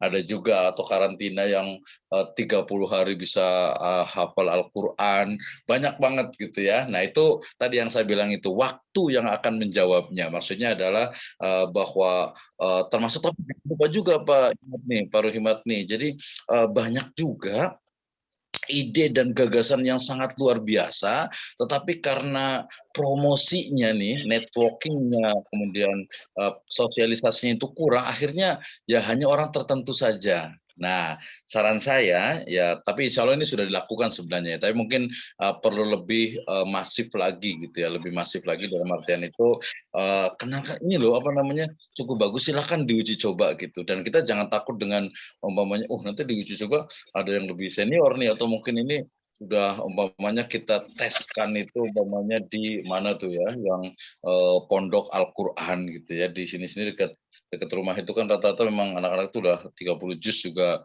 luar biasa itu dari mana dari pesantren Al Aziziyah di Lombok tuh itu sangat terkenal sekali untuk tahfidz Al-Qur'an gitu ya. Terus pondok-pondok Quran kan sangat banyak sekali juga gitu. Jadi kita bisa buat apa semacam kegiatan atau mungkin sosialisasi terus atau mungkin segmentasi kita itu berbeda. Ada juga yang buku itu saya baca itu metode menghafal Al-Qur'an untuk orang kantoran. Nah, itu ada juga gitu ya. Jadi segmentasi kita mau kemana nih? Ah, nggak usah lah ke pesantren, nggak usah ke santri kan. Setiap pesantren udah punya metode sendiri. Berarti saya itu untuk mungkin orang yang usianya 50 tahun ke atas gitu ya. Atau mungkin untuk pelajar gitu ya, pelajar SMA yang umum gitu ya. Atau mungkin untuk mahasiswa non keagamaan gitu ya. Kita uji coba di ITB, di IPB, di UI dan sebagainya. Itu segmentasi kadang perlu juga ini kalau untuk kita self branding dengan market dengan kita menjual ya menjual di sini seperti saya pernah ini kan bahwa menjual atau marketing yaitu harus punya ruh dan ruhnya itu adalah dakwah. Insya Allah itu akan kuat. Menulis juga sama. Menulis itu harus apa? Harus memiliki ruh dan ruhnya itu adalah dakwah dan juga untuk kemanfaatan manusia. Nah, terakhir dari saya tadi, jadi mohon semuanya minimal 10 orang atau 12 orang ini itu bisa menyumbangkan tulisannya kemarin 3 sampai minimal 3 halaman, ini ya terserah, tapi intinya adalah ketika menulis itu, ketika membaca tulisan itu, orang termotivasi untuk menulis langsung megang pulpennya gitu ya, bisa pendekatan spiritual, bisa pendekatan mungkin kemanfaatan atau mungkin bisa juga secara pragmatis itu pun boleh gitu ya. Contohnya buku-bukunya siapa Pak Habibur Rahman itu ya ternyata ya sangat luar biasa gitu ya. Kemudian sekarang bergeser ke apa Tereli ya. Tereli itu yang apa yang ternyata semakin produktif juga deh, banyak sekali. Kemarin saya lihat lagi judul-judulnya itu luar biasa sekali tuh apa ya pokoknya biasa banget gitu atau ada anak smart, anak pintar, anak apalagi cerdas, anak ini lagi gitu banyak banget itu. Nah itu juga kreatif sekali, cuma memang ke arah fiksi gitu ya, ke arah fiksi. Tapi cukup bagus juga dan ya kalau menurut Hernowo Hashim itu buku yang bergizi katanya. Baik, terima kasih itu dari saya. Tadi closing statement terakhir mengingatkan kembali, mudah-mudahan minimalnya kita bisa menghasilkan di pertemuan ini atau di sesi atau di program ini kita minimalnya itu adalah menghasilkan satu buku antologi yang nanti akan saya terbitkan ya dan itu gratis, nggak usah bayar gitu ya, nggak usah bayar. Paling kalau perlu bukunya kayaknya sih mungkin nanti bisa ke penerbit. Nanti penerbit juga sangat banyak sekali pilihannya, tinggal bebas mau yang mana gitu ya. Yang pasti kalau 3 halaman kali 10, 30 halaman gitu ya. Nanti saya tambahkan juga, kemudian nanti ada tadi ada Bu Leni boleh nambahkan juga, kemudian Mbak Ika juga boleh nambahkan juga. Jadi ini kenang-kenangan bahwa kita pernah ada program ini dan kalau perlu nggak usah kita jual bukunya, kita kasihkan ke Perpusnas, itu sudah jelas ada ISBN, ada ke Perpusda, kemudian ke komunitas-komunitas pembaca, nama kita ada semuanya di situ dan itu akan menjadi saksi sejarah dari bagian kehidupan kita. Wallahu a'lam bishawab. Terima kasih. Alhamdulillah. Assalamualaikum warahmatullahi wabarakatuh. Waalaikumsalam warahmatullahi wabarakatuh. Waalaikumsalam warahmatullahi wabarakatuh. Assalamualaikum warahmatullahi wabarakatuh. Ya, terima kasih. Udah ditutup langsung berarti ya. Oke, terima kasih semuanya untuk Pak Ima, ditunggu. Ibu Wani, tulisannya ditunggu. Ibu Leni juga ya, ikut nulis juga dong ini aja tuh. Bu Heni, Pak Saharudin, Ibu Retno, dan juga Pak Rofa. Pak Rofa mungkin lagi agak sibuk, tadi sudah komunikasi sih, mudah-mudahan bisa cepat selesai juga bukunya. Demikian saya izin dulu. Terima kasih. Alhamdulillah. Assalamualaikum. Waalaikumsalam.